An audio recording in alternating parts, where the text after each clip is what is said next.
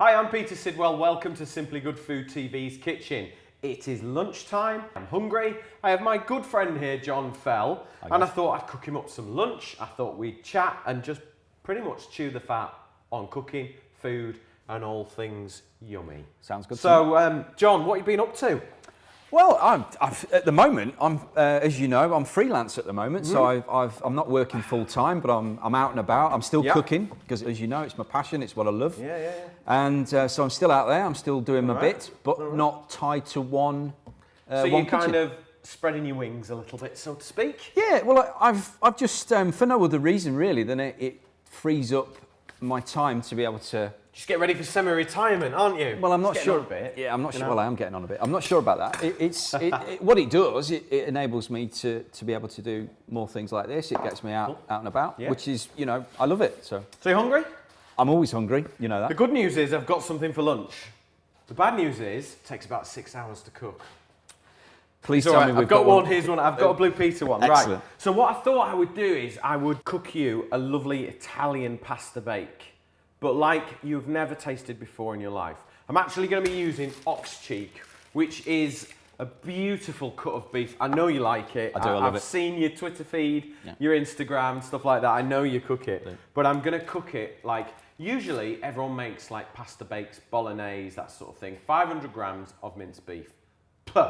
This will absolutely wipe the floor with it. And actually, I think it's cheaper and it tastes absolutely incredible. And hopefully, it will change the way that you make a tomato beef ragu. All right, so first, I'm going to, I've got a hot pan here. I've had this getting hot for about 10 minutes, nothing in it, so it's getting really, really nice and hot, ready to cook. So, slice up some onions first. Get like that whole kind of, well, what the Italians call a sofrito. The French call it a mirepoix, don't they? They do indeed. We call it vegetables. All right. I've noticed, Pete, you're using red onion. Any particular reason? Found it in the fridge. No, I'm using red onion, and actually I'm using half onion, half fennel, instead of just big white onion.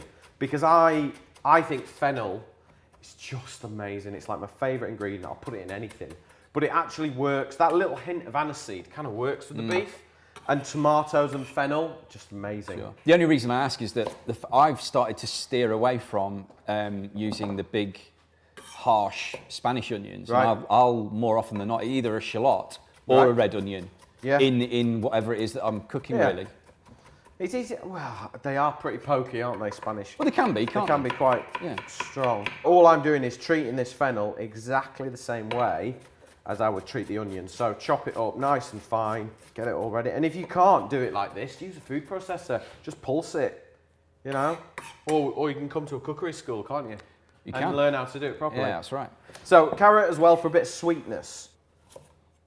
Cut it into slices.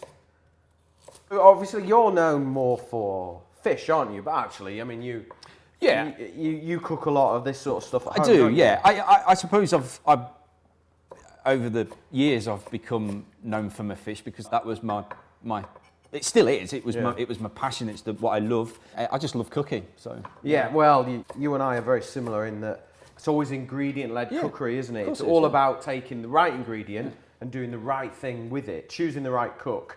It's nothing worse than doing like a slow cook with chicken breast.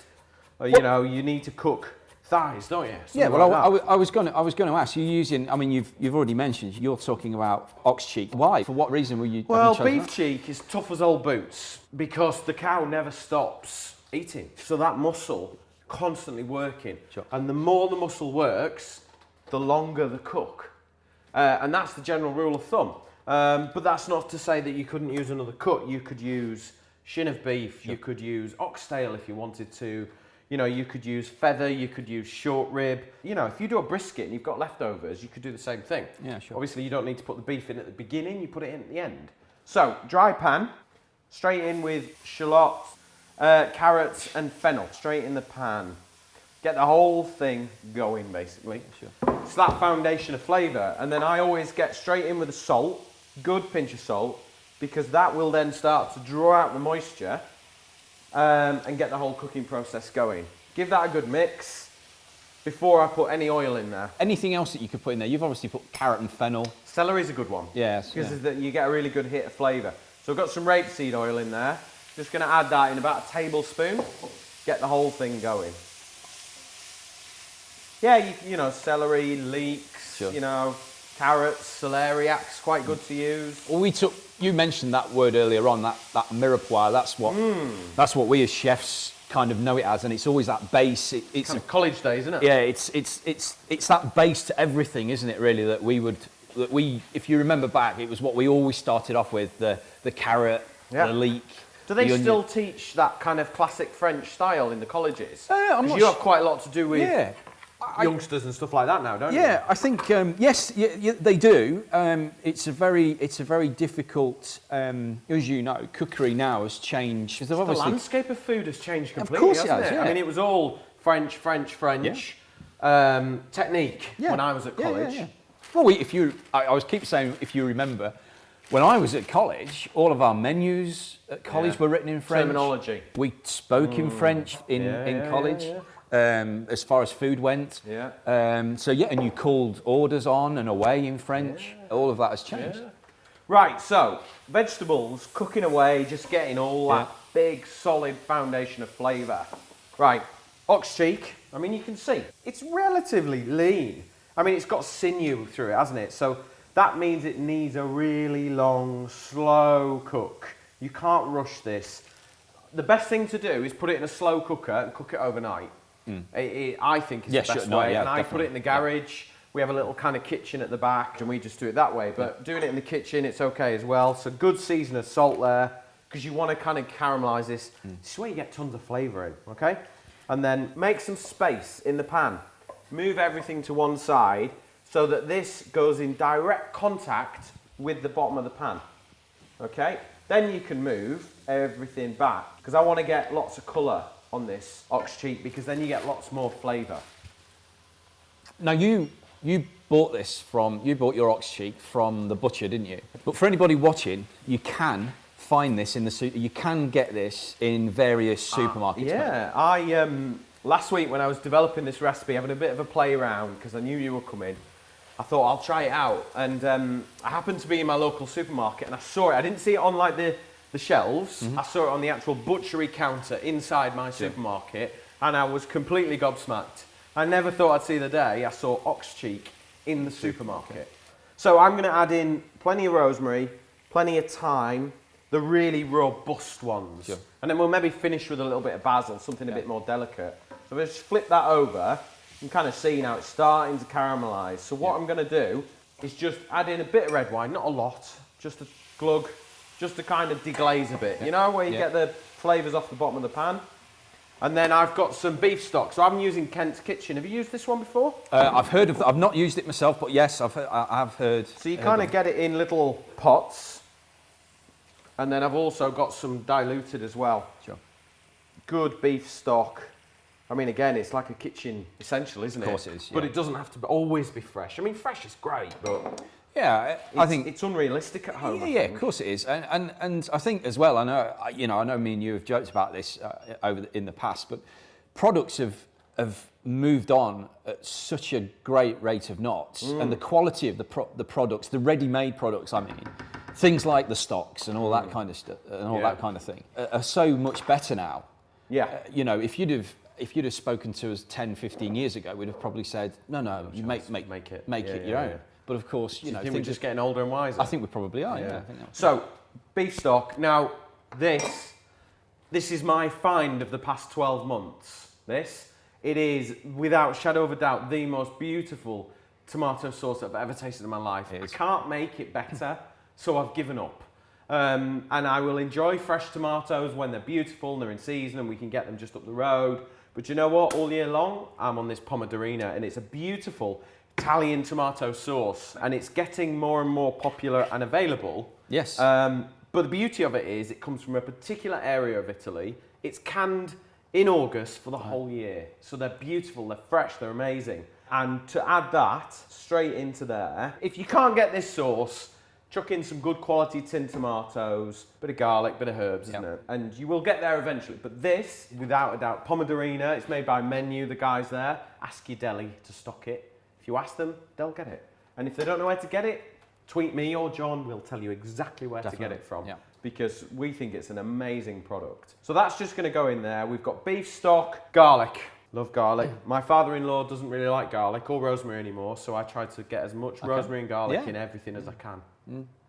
You'd be surprised how many people still say that. I think it's that generation, isn't it? Because my dad is exactly the same, but what he doesn't realise is there's probably garlic in 90% of everything that he Everything eats. is some cuts.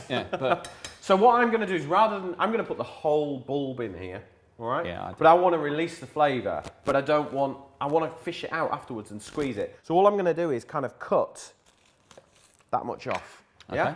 So we're just going to open up the garlic, and then I'm going to plonk the whole thing in there, all right? And then I'm just going to get these little bits and just kind of pull the skins off and just chop them up. But what this does is it means that garlic will just cook really, really slowly, kind of release that aroma and that flavour in. And then at the end, you just kind of pick it up and you just squeeze it out like toothpaste, and you just get this really smooth, sweet, weighty kind of garlic instead of that overpowering garlic. And it almost thickens the sauce as well, doesn't it? Because it becomes very, very sticky and unctuous, isn't it? My mouth's watering just thinking about this. Why would people watching this go and buy an ox cheek as opposed to something else? Well, most people make spaghetti bolognese with 500 grams of minced beef. Let's be honest. We kind of grew up on it, didn't we? And that ox cheek there costs £2.50.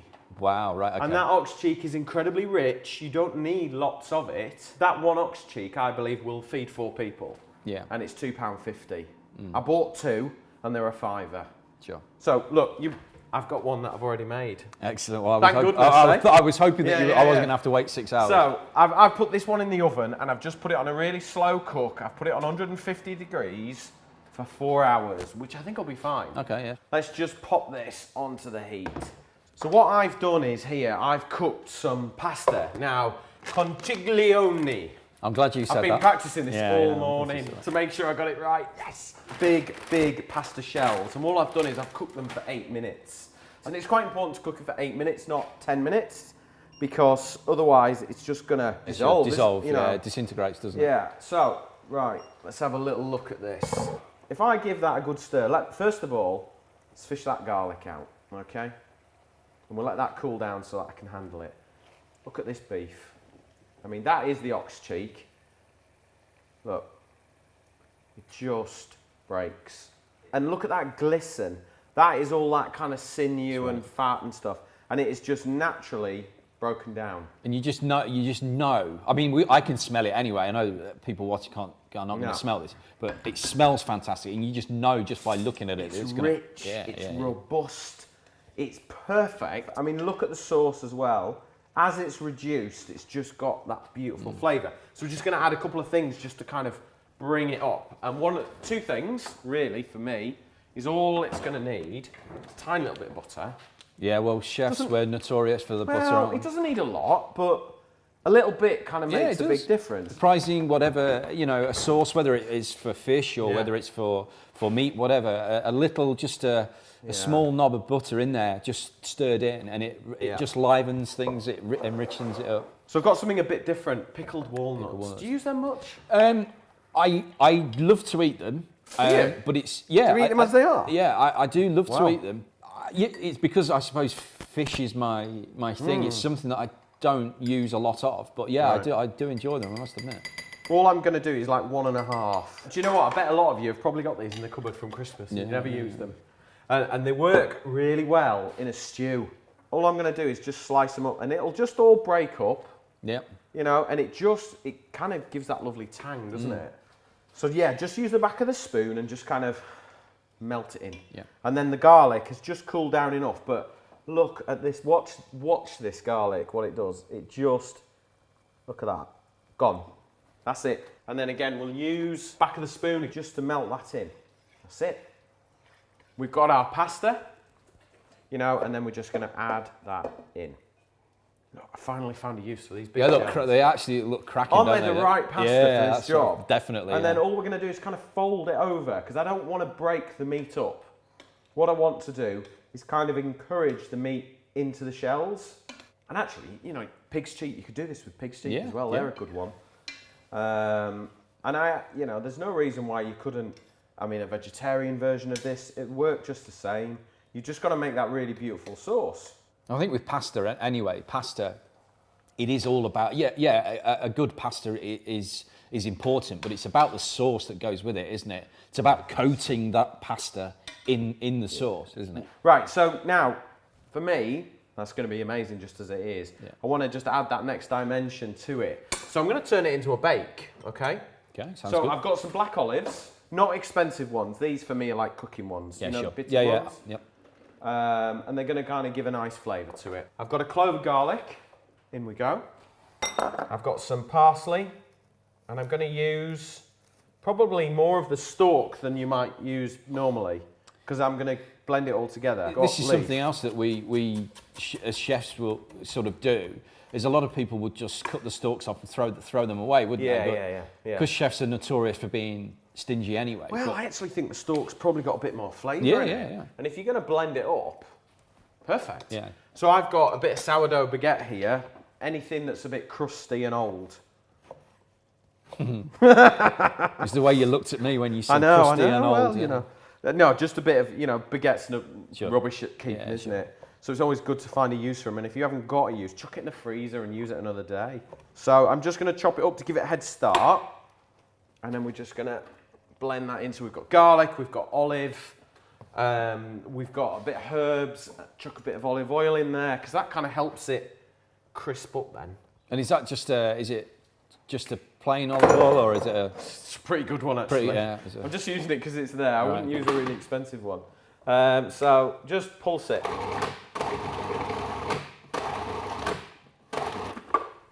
So what I've done is I'll pour this into a bowl as well.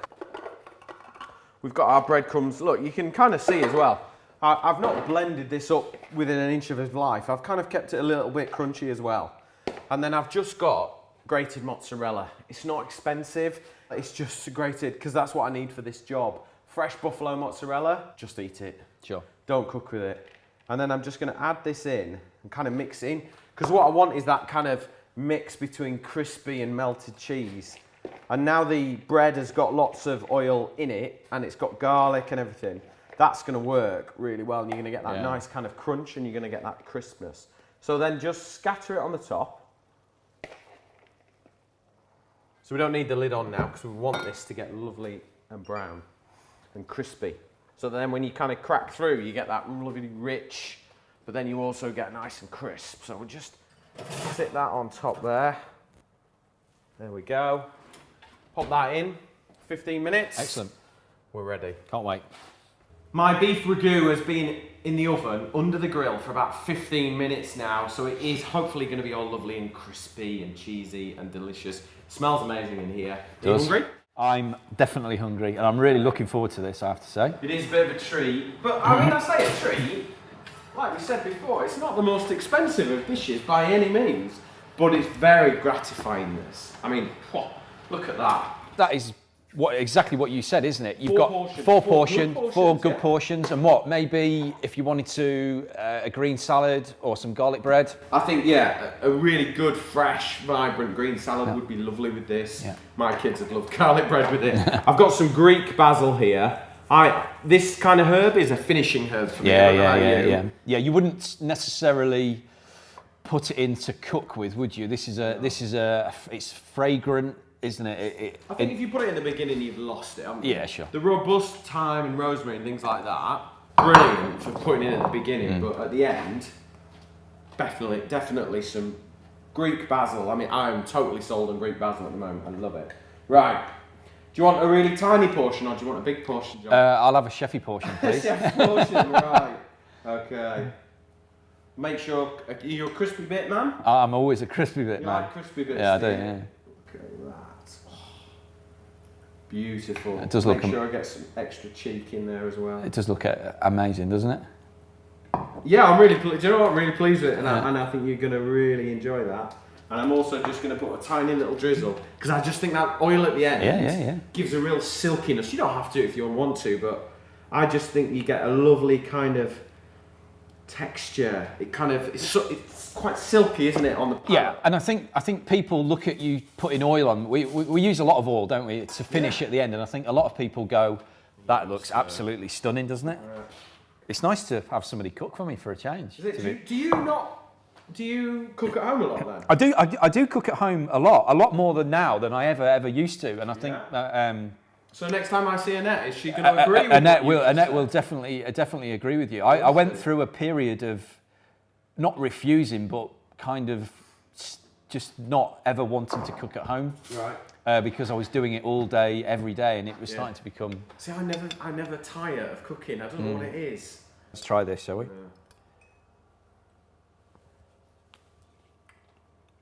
Oh, mate, that is really, really good. I like it. That, you know, the beef, the ox cheek is just melting, isn't it? Yeah, it's brilliant. And the crunchy bits from that, like you say. See, why would you use 500 grams of minced beef when you can do that? When you can do this. And I think the crispy bits on top just kind of make it more interesting. Definitely, yeah. Well, it's just adding something else to it, isn't it? Well, pasta can be all too much the same texture. And I think the clever pasta dishes, they have that little bit. And we use breadcrumbs at home on our pastas all the time. Just because it, you know, it's nice to put cheese on, but that is brilliant. A little bit of breadcrumb just kind of gives it that crunch. And you're getting that little bit of saltiness from the olive. Not too much, but just a little bit in there. It's really, really good. Excellent. Good. Well done. Thank you. Maybe it's your turn next. I think I should sit there and you should cook. It sounds good, doesn't it? Yeah. Beautiful. Right. If you want the recipe for this, please go to Simply Good Food TV's Facebook page and we will plonk the recipe there for you to have a look at. Or it'll be on our website, which is www. Do we still do that these days? simplygoodfoodtv.com. And we'll put the recipe on there for you, but please go for the ox cheek, go for the really slow cook. Cheaper cuts, longer cooks. All right, thank you very much for watching. Go and download Simply Good Food TV in the App Store and you will get more and more of this. Thank you.